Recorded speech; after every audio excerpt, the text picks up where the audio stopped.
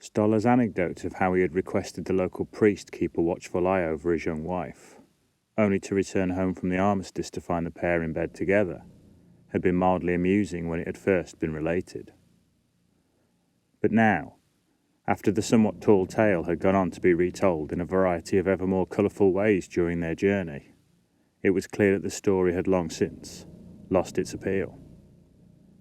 Unfortunately for the constable's companions, the concussion injuries he had sustained during the Great War had severely impaired his short-term memory.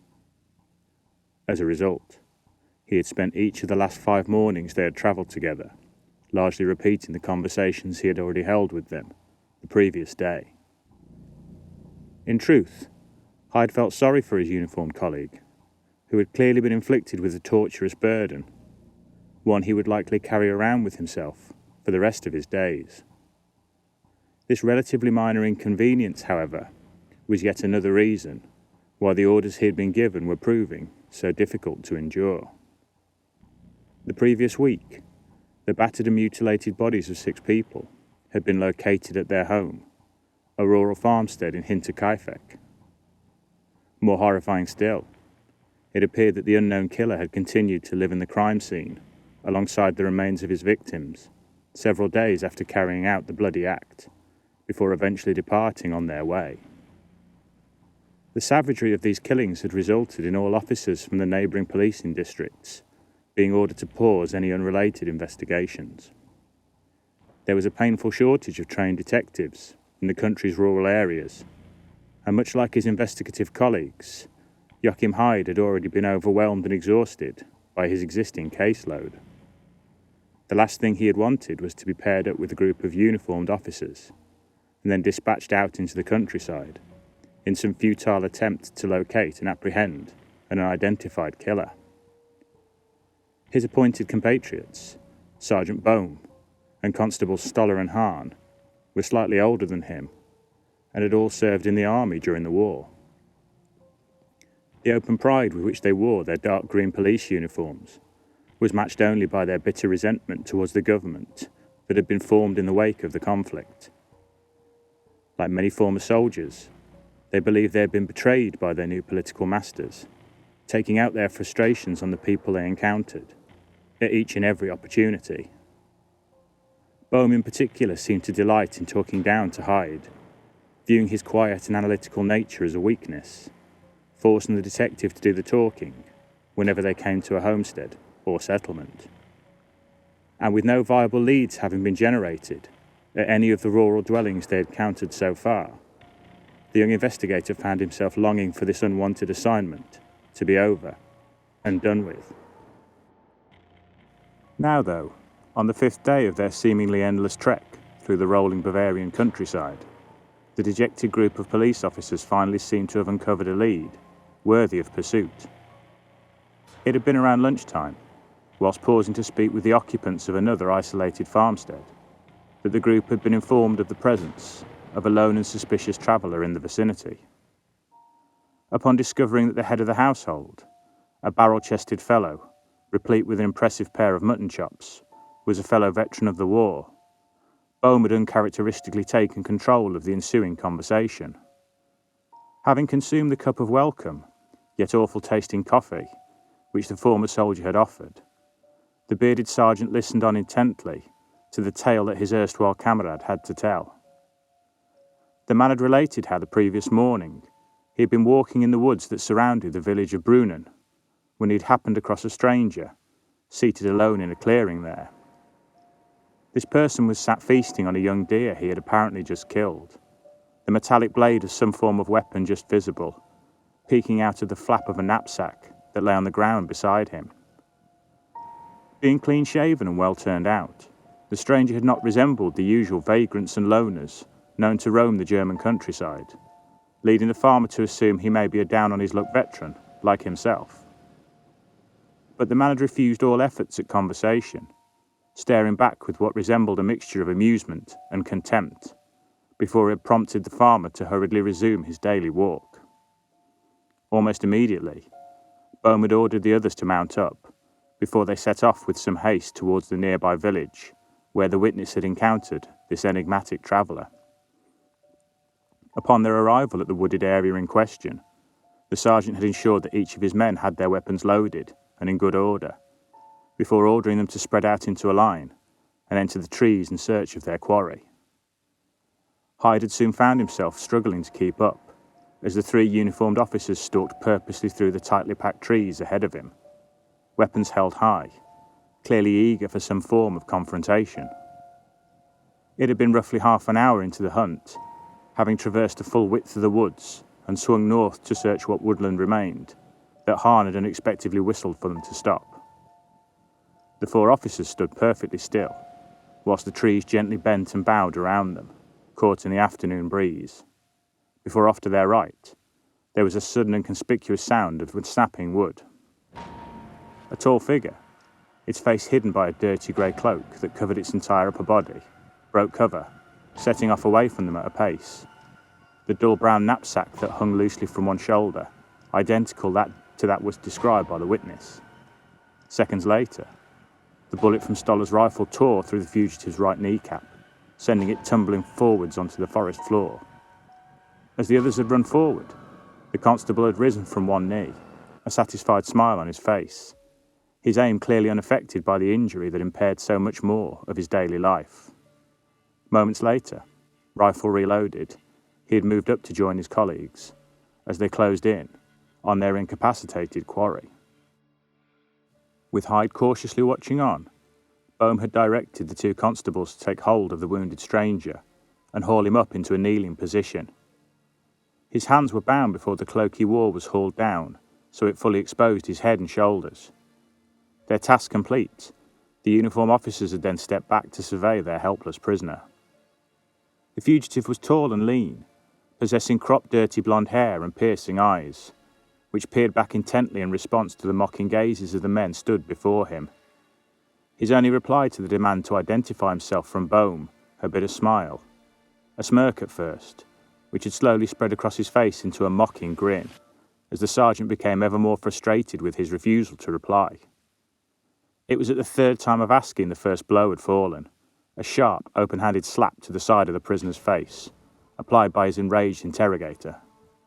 But as he was yet again ordered to identify himself, the man continued to remain silent, grinning back with apparent enjoyment at the anger his silence produced.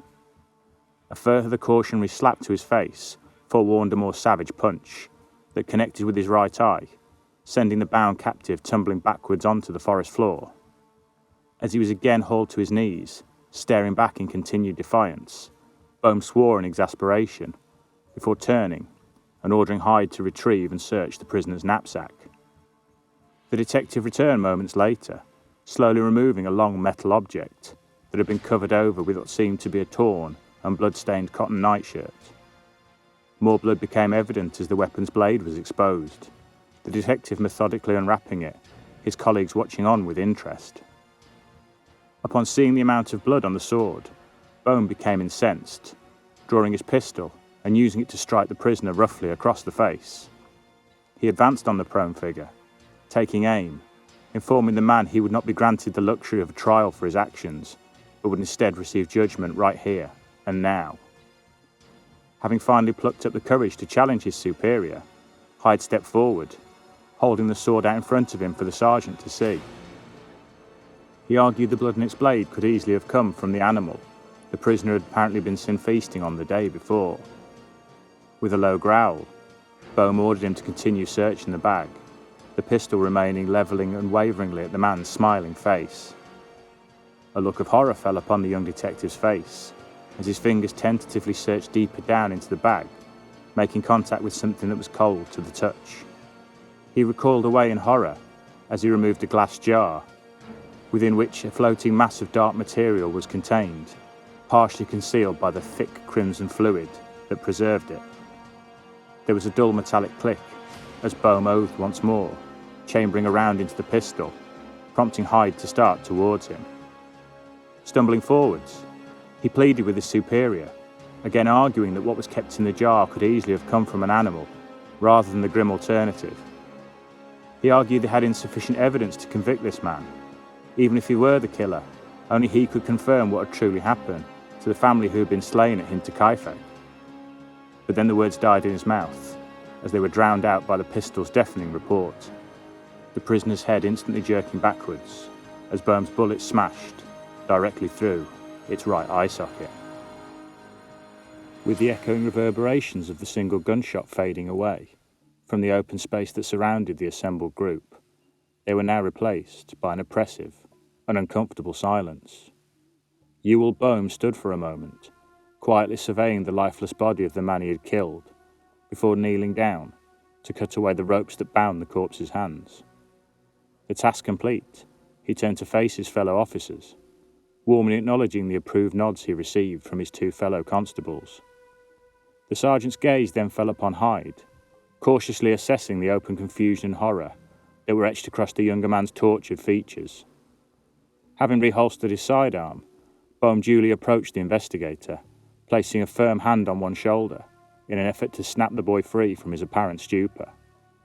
When he spoke, the words he used were deliberate and carefully chosen, designed to address all of those present, rather than just the investigator he had control of. It was too late now to help the poor bastards who had been murdered at Hintekaifeck. Their time on this earth was long since ended.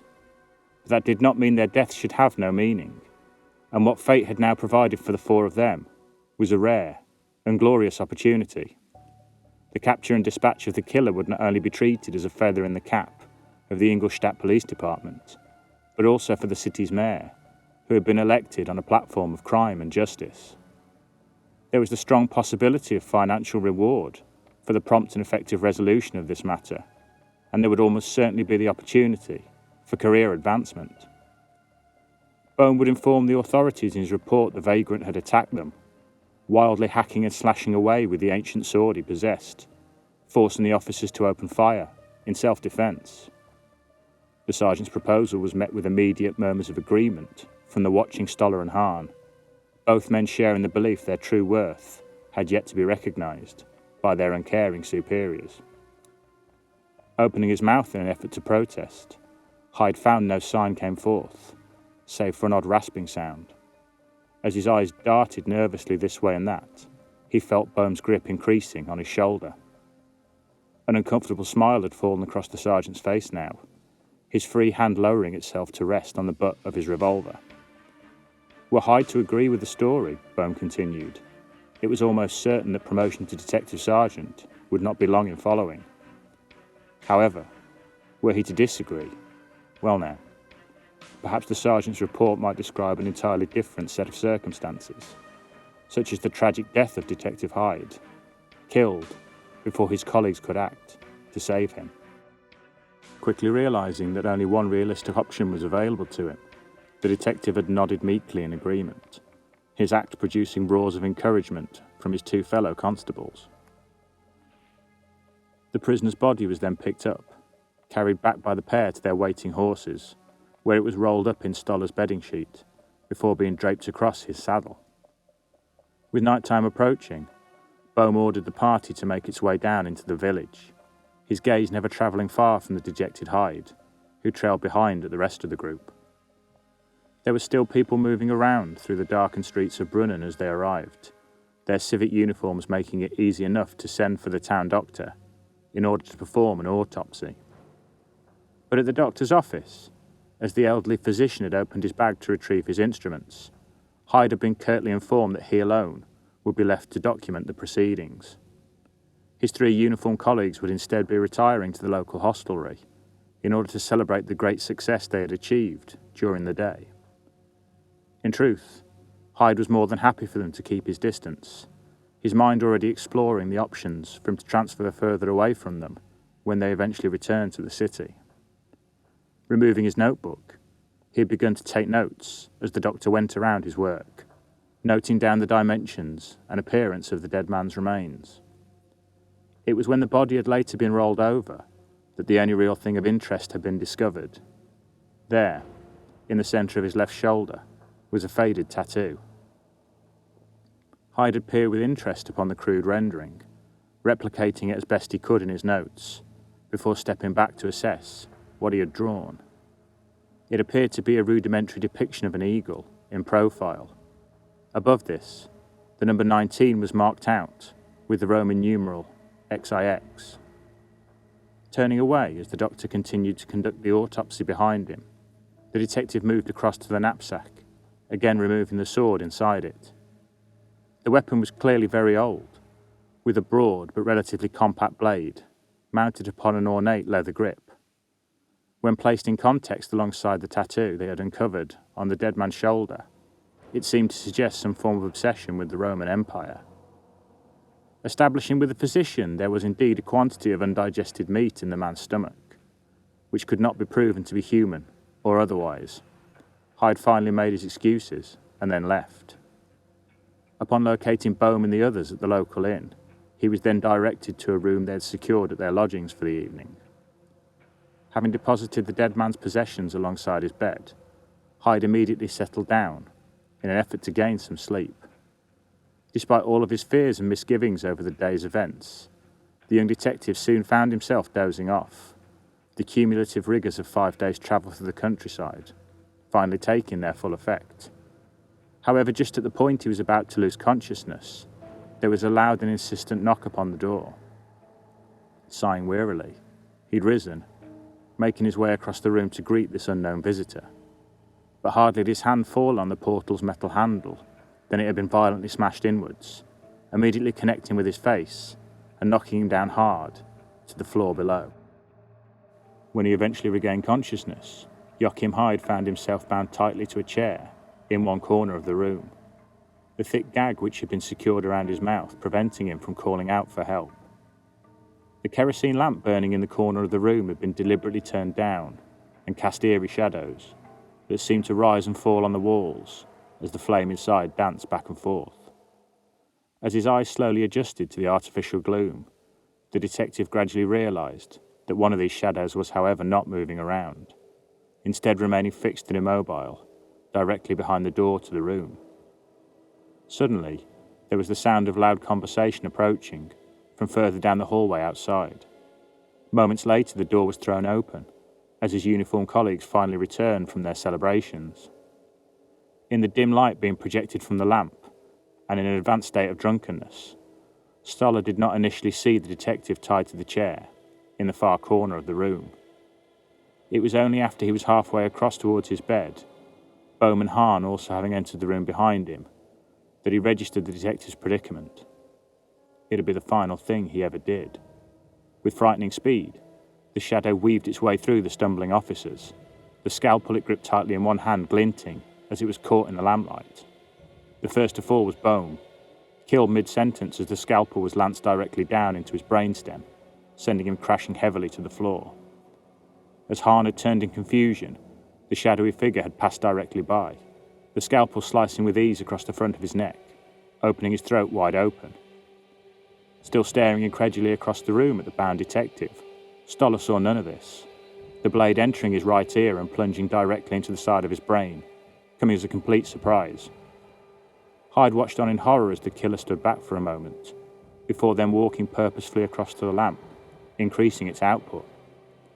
He gasped as the man's facial features came into definition, looking on in confusion at the autopsy scars, which had already half healed, exposed as the doctor's blood-stained coat was shrugged off onto the floor. The vagrant began to root through the officers' knapsacks, taking time to assemble himself a new set of clothes, using the possessions of the dead officers, before turning to scan the rest of the room. Ignoring Hyde, he finally located his own knapsack, striding with purpose to where it was discarded at the side of the bed, in order to retrieve it. It was only after he was holding the blood-stained sword in his hands, visibly shaking, with some form of thrill or exhilaration, he now turned to face the detective. A brief smile broke across his handsome features, the same one he had worn on his face when he had taken the beating from Sergeant Bohm. In hushed tones, he directly addressed his captive, explaining how he had never been particularly fond of police officers, how in his experience, people employed to ask too many questions sadly often lived such short lives. Then, raising the sword aloft, he smiled again, informing the detective he would do better than explain what had happened to the family who had been murdered at Hintekaifeck. He would show him.